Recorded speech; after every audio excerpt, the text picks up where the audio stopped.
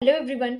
ये वीडियो उन स्टूडेंट्स के लिए है जो अभी मास्टर्स कर रहे हैं और जो अपने मास्टर्स के बाद आगे पीएचडी के लिए अब्रॉड आना चाहते हैं। तो वो क्या करें जिससे वो अब्रॉड में पीएचडी में एडमिशन ले सके। ठीक है, जो स्टूडेंट्स अभी मास्टर्स कर रहे हैं उनके लिए सबसे ज़्यादा ज़रूरी है इस टाइम उन्हें ज़्यादा से ज़्यादा रिसर्च एक्सपीरियंस हो। ठीक है, जब आपके पास एक रिसर्च एक्सपीरियंस होगा ना, आप तब ज़्यादा कैपेबल होंगे उस पोजीशन के लिए। क्योंकि अभी ऐसे हो रहा है, अभी जो भी पीएचडी पोजीशंस निकल रही हैं उसमें रिसर्च एक्सपीरियंस वो मैंडेटरी करने लग पड़े हैं। वो आपका ना दो टाइप की एजुकेशन क्वालिफिकेशन मांगी जाती है, एक होती है इसेंशियल, एक होती है डिज़ायरेबल। तो इसेंशियल का तो ये है कि आपको वो क्राइटेरिया हर हालत में पूरा करना ही करना है। डिज़ायरेबल का ये होता है कि चलो ठीक है, अगर नहीं भी होगा एटलीस्ट आप एप्लीकेशन अप्लाई कर सकते हो। ठीक है, अब जो भी पोजीशंस आगे पीएचडी की निकल रही है ना, तो उसमें वो लोग रिसर्च एक्सपीरियंस को अब इसेंशियल में ही डालने लगे हैं। अभी बहुत से स्टूडेंट्स अवेयर होने लगे हैं कि कैसे अब्रॉड में आप एप्लीकेशंस अप्लाई कर सकते हो पीएचडी के लिए।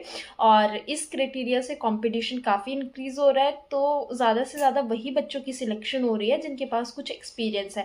अगर आप एक मास्टर स्टूडेंट हो तो आप ये एक्सपीरियंस कैसे गेन कर सकते हो। एक तो जिस भी इंस्टीट्यूट या जो भी यूनिवर्सिटी में आप होंगे वहाँ पे आपको कोई ना कोई रिसर्च का एक टॉपिक तो ज़रूर दिया जाता है। ठीक है, वो चाहे थीसिस के फॉर्म में दिया जाए या रिसर्च टॉपिक बना के दिया जाए, ऐसा होता है अब तो। और जिन इंस्टीट्यूट्स में ऐसा नहीं है या जिन इंस्टीट्यूट्स में ऐसा है भी है, वो मास्टर्स के स्टूडेंट्स क्या करेंगे, अगर वो फर्स्ट ईयर सेकेंड ईयर मतलब first semester second semester third fourth जो भी सेमेस्टर्स के हैं, जब भी आपको सेमेस्टर ऑफ होता है ना, मतलब जब भी आपको छुट्टियां पड़ती है ना, आप क्या करो, आपके नियर बाय जो भी इंस्टीट्यूट है, जो भी यूनिवर्सिटीज़ है, वो फाइंड आउट करो उन रिसर्च इंस्टीट्यूट या यूनिवर्सिटीज़ में कौन से डिपार्टमेंट्स हैं, वो फाइंड आउट करो आपका डिपार्टमेंट वहाँ पे है या नहीं है, मतलब जिसमें आप मास्टर्स कर रहे हो या वो वहाँ पे है या नहीं है, ये चीज़ें फाइंड आउट करो। ठीक है, ये बोल दिया कि अपने नियर बाय फाइंड आउट करो, तो ये नहीं है कि घर के आसपास के इंस्टीट्यूट और कॉलेज ही देखने हैं,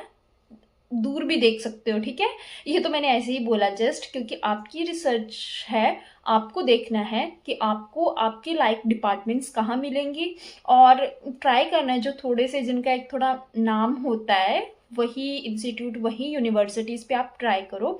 आपको क्या करना है, जब भी आपको हॉलीडेज़ हैं, हॉलीडेज़ से पहले ही थोड़े दिन पहले ही चीज़ें फाइंड आउट करना शुरू कर देनी है कि कहाँ पे ट्रेनिंग के लिए आप अप्लाई कर सकते हो। उस यूनिवर्सिटी की वेबसाइट पे जाओ, किसी प्रोफेसर को मेल कर दो जिसका आपको काम अच्छा लग रहा है, या आप रिसर्च इंस्टीट्यूट्स में भी ट्रेनिंग सेल्स के अलग से एक डिपार्टमेंट होता है, आप वहाँ पे भी अप्लाई कर सकते हो कि मैं मास्टर्स कर रहा हूँ या कर रही हूँ और मैं इस वाली लैब में काम करना चाहती हूँ, तो आप मुझे बता दीजिए कि कैसे ट्रेनिंग के लिए अप्लाई करना है। या कई बार डायरेक्ट ट्रेनिंग फॉर्म्स भी होते हैं, आप उनको डायरेक्टली अप्लाई करके फिर आप वहाँ से पूछ सकते हो कि आप अप्लाई करना चाहते हो तो क्या फ़ीस है। और बेसिकली ट्रेनिंग्स की आई थिंक फ़ीस तो होती है, आप फीस दोगे वहाँ ट्रेनिंग के लिए और आप ट्रेनिंग के लिए अप्लाई करोगे। ठीक है, जैसे आपको जो है वो हॉलीडेज़ होंगी, आप जाओगे उस इंस्टीट्यूट में, वो इंस्टीट्यूट ज्वाइन करोगे, काम सीखोगे। ठीक है, फर्स्ट सेमेस्टर आपने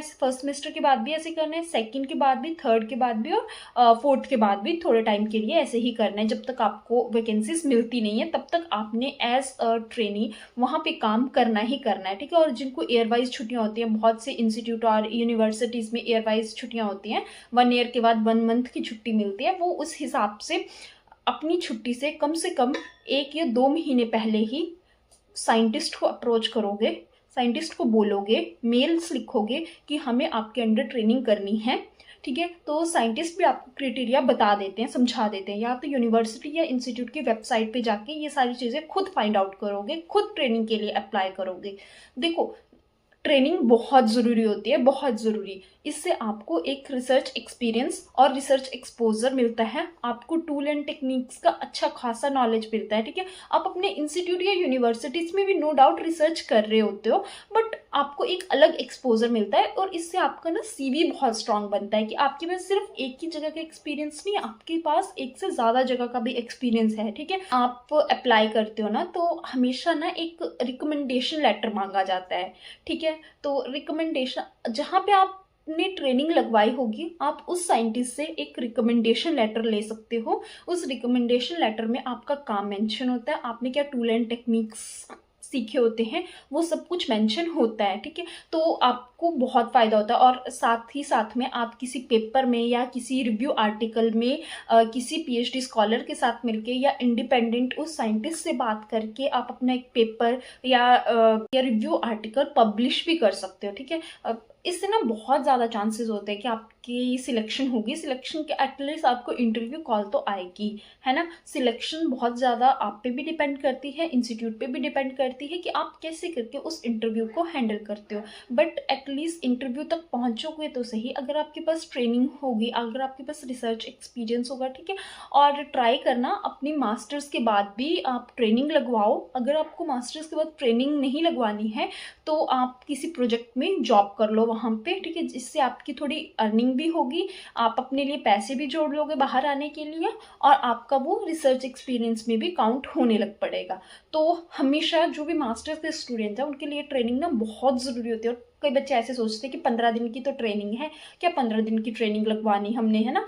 तो ऐसा नहीं है, 15 दिन की भी ट्रेनिंग लगवाओ, क्योंकि जब आपको एक सेमेस्टर के बाद 15 दिन का ऑफ हो रहा है, और दूसरे सेमेस्टर के बाद 1 महीने का ऑफ हो रहा है, या फिर से 15 दिन का ऑफ हो रहा है, तो आपके पास एक प्लीज़ एक्सपीरियंस तो ऐड ऑन हो रहा है ना, और आप किसी साइंटिस्ट को जानते हो आगे जाके, तो वो रिकमेंडेशन लेटर में बहुत हेल्पफुल होता है। तो इसलिए ट्रेनिंग्स लगवाओ अपनी, ठीक है। मास्टर्स कर रहे हैं स्टूडेंट्स, जिनको भी कोई आइडिया नहीं है कि अभी भी अगर मेरी वीडियो से ये क्लियर नहीं हुआ है कि ट्रेनिंग के लिए कैसे हम अप्लाई करें, कैसे यूनिवर्सिटी की वेबसाइट पे जाके उनको मेल लिखें, कैसे साइंटिस्ट को अप्रोच करें एक ट्रेनिंग के लिए, तो वो मुझे कमेंट कर सकते हैं। वो अपना डिपार्टमेंट बता सकते हैं कि वो किस मतलब किस सब्जेक्ट में अपनी मास्टर्स कर रहे हैं और कहाँ से हैं वो। तो मैं उनको उनके नियर अबाउट जो भी इंस्टीट्यूट या यूनिवर्सिटीज़ हैं, वहाँ के क्या डिपार्टमेंट्स हैं, मैं उनको ये चीज़ फाइंड आउट करने में उनकी हेल्प ज़रूर करूँगी।